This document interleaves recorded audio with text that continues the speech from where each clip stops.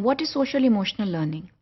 Social emotional learning जो है वो पर्सनालिटी डेवलपमेंट में और शख्सियत की तराश खराश में बेहद मदद देती है।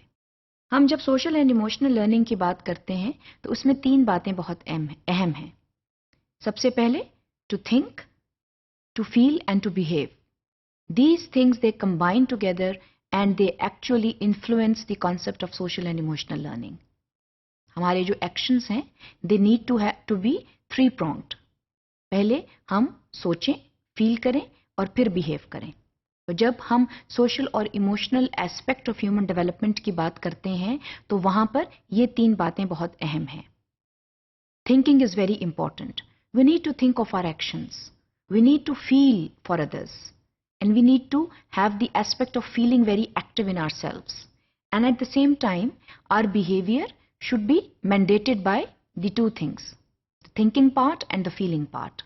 तो जब हम behavior की बात करते हैं तो जो behavior है it should be dependent on how we feel and how we think. तो social emotional जो learning है इसमें होता यूं है that through these 3 actions you become conscious of your own self and you become conscious of others also, which means you give respect to the existence of others. You do not think in a selfish manner. इसमें ये बहुत ज़रूरी है कि जो feeling का aspect है वो बहुत एक्टिव हो। तो जब हम सोशल इमोशनल लर्निंग की बात करते हैं so it basically guides us to make responsible behaviors and it basically guides us to make responsible decisions and it regulates human behavior.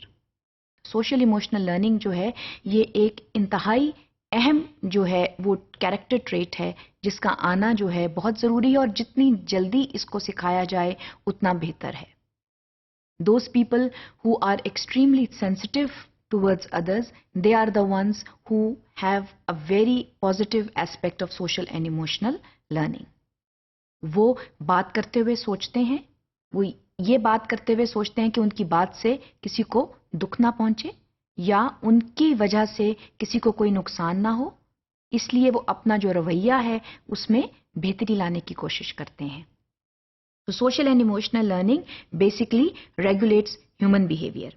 इसके साथ साथ हम जब सोशल एंड इमोशनल लर्निंग पर फोकस करते हैं so basically it leads to academic success, क्योंकि जहां पर एलिमेंट ऑफ फीलिंग होगी वहां एलिमेंट ऑफ सेंसिटिविटी ज़्यादा होगी और जहां एलिमेंट ऑफ सेंसिटिविटी ज़्यादा होगी वहां पर जो तदरीसी अमल है वो बेहतर होगा। Because you think of the well-being of others, you live in a cooperative atmosphere and you tend to learn from others. So when you tend to learn from others, your academic success increases. इसके साथ साथ it improves the quality of relationship that you enjoy with others. When you focus on social and emotional learning, the relationship factor, that factor increases. और इसके साथ साथ there is a decrease in problem behavior. Because if you are sensitive towards others, then naturally the problem behavior part will decrease. So focus on social and emotional learning is absolutely necessary. And again, the focus has seen to yield better academic success. और इसके साथ साथ जो learning environment है, उसमें बड़ी खुशाइन तब्दीली आती है। क्योंकि लोग जब एक कोऑपरेटिव माहौल में रहते हैं, जब स्टूडेंट्स एक कोऑपरेटिव माहौल में रहते हैं और एक दूसरे का ख्याल कर रहे होते हैं तो वहां पर classroom environment is much better. It is not a competitive atmosphere. यहाँ पर लर्निंग एनवायरनमेंट जो है वो बहुत कोऑपरेटिव होता है और वहां पर तदरीसी अमल जो है वो भी जो है बेहतर से बेहतर होता चला जाता है।